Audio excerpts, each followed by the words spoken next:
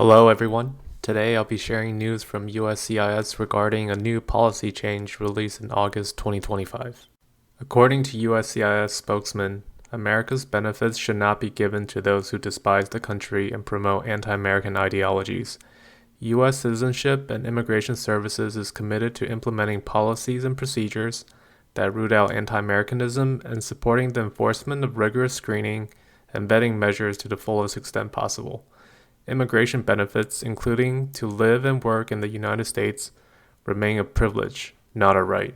The new policy states that USCIS guidance provides that an alien's compliance with immigration laws is a relevant factor when determining if a favorable exercise of discretion is warranted. USCIS is updating the policy manual to provide additional guidance for officers on the significant negative discretionary weight that USCIS assigns in circumstances where an alien has endorsed, promoted, supported, or otherwise espoused the views of a terrorist organization or group, including those who support or promote anti-American ideologies or activities, anti-Semitic terrorism, anti-Semitic terrorist organizations, and anti-Semitic ideologies, in any case involving an exercise of discretion. This policy change has several effects. Number 1. Increased scrutiny and discretionary denials. The policy applies to benefit requests where a USCIS officer has the authority to exercise discretion, such as applications for adjustment of status, also known as green cards, temporary protected status, also known as TPS, and certain employment-based petitions and visa extensions. Even if an applicant meets all other legal requirements, an officer can deny the request if they find evidence of anti-American ideologies or activities. The USCIS states that supporting anti-American views will be considered an overwhelmingly negative factor in the discretionary analysis. Number 2. Expanded vetting and social media review. To identify potential anti-Americanism, USCIS is expanding the use of social media vetting.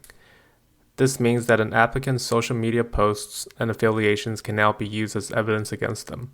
The policy also targets those who have endorsed, promoted, supported, or otherwise espoused the views of a terrorist organization or group, including those who support anti-Semitic terrorism. Number 3. Vague definition of anti-Americanism. One of the most significant concerns is the lack of a clear, specific definition for anti-Americanism.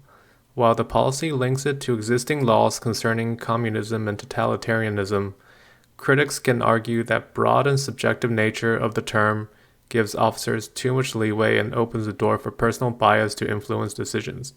This ambiguity can lead to inconsistent and unpredictable outcomes for applicants. Number 4. Impact on First Amendment rights. There is a debate among legal experts about whether the policy infringes on the First Amendment rights of immigrants.